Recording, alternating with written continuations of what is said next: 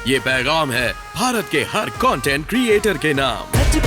जय भीम बड़ा सीधा हंसी, जय भीम। तैयार हो जाइए to unleash yourself. Jai Bhim app available on the Play Store and Apple App Store. हम इस देश की जनता को अडानी अंबानी जैसे लोगों के पास गिरवी नहीं रखते। मैंने अभी भी कहा था, किसानों को यदि एक किसान हमारा नहीं जागता, इस देश का दलित उनका साथ नहीं देता, तो इन्होंने तो मन बना लिया था इस देश का जो किसान यहाँ पे अपना रोजगार उस खेती के माध्यम से कर रहा था, उसको उन्होंने अडानी अंबानी जैसे लोगों को गिरवी रखने का काम कर रहे थे। लेकिन इस देश का किसान जाग चुका, उन्होंने वो संघर्ष करा और उस संघर्ष में कामयाबी भी मिली। और मैं इस बात को इस देश का किसान ही तय कर रहा है, किसान भी इस बात को तय कर रहा है कि आने वाले समय में उत्तर प्रदेश में किसकी सरकार बननी चाहिए। तो लॉ एंड ऑर्डर की मिसाल दी है तो माननीय बहन जी ने दी है। एक भी पूरे प्रदेश में जरा सी चीपटाक बता दें आप। योगी जी ने तो बदमाश सारे यहाँ से भगाई दिए। बदमाश को शरण दिए बैठे हैं। पूरे प्रदेश में जो ब्राह्मण समाज को सम्मान माननीय बहन जी की गवर्नमेंट में मिला, शायद लोग बाग कहते थे कि भारतीय जनता पार्टी ब्राह्मणों की पार्टी है, वो बेकार साबित हुई। और जो सम्मान माननीय बहन जी ने ब्राह्मण समाज को दिया, वो आगे भी देने का काम करेंगे। जिन समाजों को कोई सम्मान देने के लिए तैयार नहीं था, जैसे हमारा नाई समाज है, प्रजापति समाज है, या जो छोटे छोटे संख्या में है पाल समाज है, उनको माननीय बहन जी ने MLC बनाने का काम किया, मंत्रालय देने का काम किया, राज्य मंत्री बनाने का काम किया। ये होता है सर्व समाज को लेकर चलने की बात।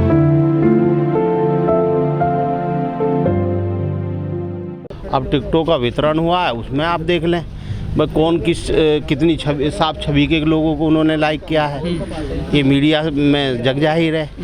और रही दूसरी बात, कहीं ना कहीं जो शासन माननीय बहन जी दिया है उत्तर प्रदेश को 4 बार की गवर्नमेंट ने, और अभी के हाल फिलहाल में एक हमारी हाई कोर्ट की महिला में नाम थोड़ा सा सीमा सिंह निर्भया कांड की वो वकालत कर रही हैं। तो हाँ, तो कहीं ना कहीं जब बुद्धिजीवी वर्ग, पढ़ा लिखा वर्ग माननीय बहन जी के शासन को पसंद कर रहा है, लाइक कर रहा है, तो मुझे लगता है कि इस बार हवा जो चलनी चाहिए थी प्रदेश के अंदर माननीय बहन जी की तरफ, वो चल चुकी है। सुभाष जी, आप कह रहे हैं कि हवा चल रही है बहन जी की, वो कैडर चलाती हैं बहन जी, मिशन के जो कार्यकर्ता वो सब काम कर रहे हैं अंदर अंदर। लेकिन जो मेन स्ट्रीम मीडिया है वहाँ BSP को बहुत कम आंका जा रहा है, तीसरे नंबर पर दिखाई जा रही है। देखिए, मीडिया में 2 प्रकार की मीडिया है।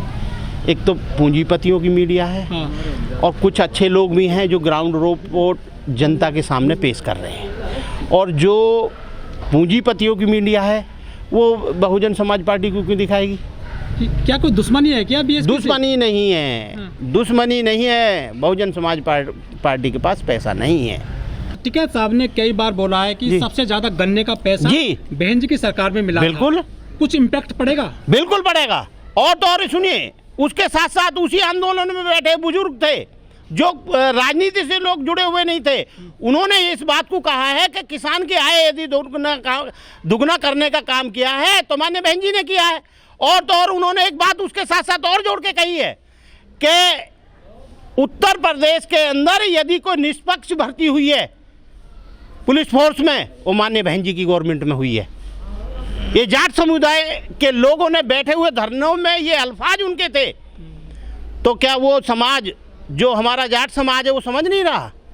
और उसी समाज को इसी भारतीय जनता पार्टी ने चौधरी अजीत सिंह के खिलाफ भड़काकर अपने पाले में काम किया, अपने पाले में वोट करवाया और उनको ठगा गया।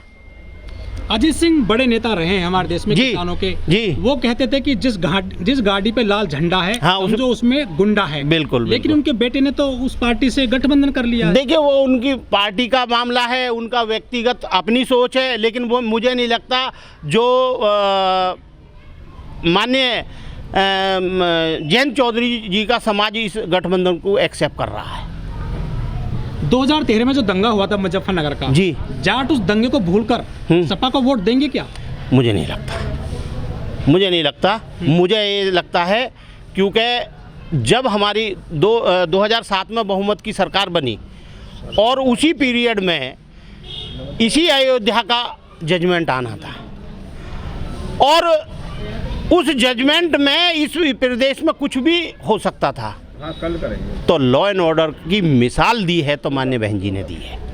एक भी पूरे प्रदेश में जरा सी चीपटाक बता दें आप।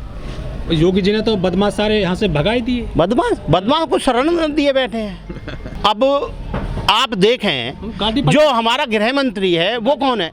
आप हमें ये बता दें, हमारा जो गृह मंत्री है गुजरात के अंदर क्या उन पर चार्जेस लगे हैं तो आप बता दें हमें। तो सारे मामले हटा तो लिए उन्होंने। किन्होंने? अरे उनकी सरकार है, वो कुछ भी कर सकते हैं, लेकिन चार्जेस तो है। तड़ी फाड़ का मतलब किसको लगता है? गुंडे को लगता है ना। फिर वो कैसे हटा देंगे गुंडे को? खुद गुंडे को हटा देंगे। ऐसे तो योगी साहब पे मुकदमे थे। हाँ तो बस, तो आप फिर मैं तो ऊपर से नीचे को आ रहा हूँ ना, मैं ऊपर से नीचे को आ रहा हूँ। भाई जो लोग खुद एक गुंडे ही हैं वो गुंडों को कैसे हटा सकते हैं? वो सर गाड़ी पलटा देते हैं बदमाशों की। देखिए जितने एनकाउंटर हुए उत्तर प्रदेश में, ठीक है, सभी लोग गुंडे थोड़ा ही थे। उन्होंने एक जाति विशेष को टारगेट करके निशाना बनाया। ये भारतीय जनता पार्टी के लोग बताएं उसका क्या गुनाह है? वो उसको आज तक बंद करके रखा है। वो हमें ये बताएं, इस जनता को ये बताएं उन पर क्या चार्जेस, क्या उनके पास एविडेंस है कि मैं उसको जेल में रखा हुआ है। तो क्या ब्राह्मण बसपा को सपोर्ट करेगा इस बार? इस बार मान्य जो सम्मान बहन जी की गवर्नमेंट में सर्व समाज को मिला, शायद किसी भी गवर्नमेंट में नहीं मिला। खास तौर से मैं इस जिले की बात करूं, यहाँ पे हमारा गुजर भाल्य क्षेत्र है। माननीय बहन जी की गवर्नमेंट में यहाँ पे 4-4, 5-5 मंत्रालय गुजर समाज के पास रहे। सारे बीजेपी में चले गए सर। हाँ गए, फिर आज उनको पता लग रहा है, आज वो फिर पुनः वापसी कर रहे हैं। जो सम्मान यहाँ है, और केवल मैं यहीं की बात ना, पूरे प्रदेश में मैं आपके चैनल के माध्यम से अपने क्षेत्र की जनता से, अपने ज़िले के लोगों से ये अपील करना चाहूँगा, इस बार जो माननीय बहन जी के निर्देश पर मनवीर भाटी को यहाँ से प्रत्याशी बनाया गया है और जेवर विधान नरेंद्र भाटी को बनाया गया है और नवेड़ा विधानसभा पर कृपाराम शर्मा जी को जो विधायक बनाया गया, टिकट दिया गया, मैं अपील करता हूं हाथ जोड़ के इस जिले की जनता से उनको भारी से भारी मतों से विजय बनाएं। और इसी के साथ जय भीम, जय भारत। माननीय बहन कुमारी मायावती, माननीय बहन कुमारी मायावती, माननीय बहन कुमारी Mayawati, Bahujan Samaj party, Bahujan Samaj party, Bahujan Samaj party.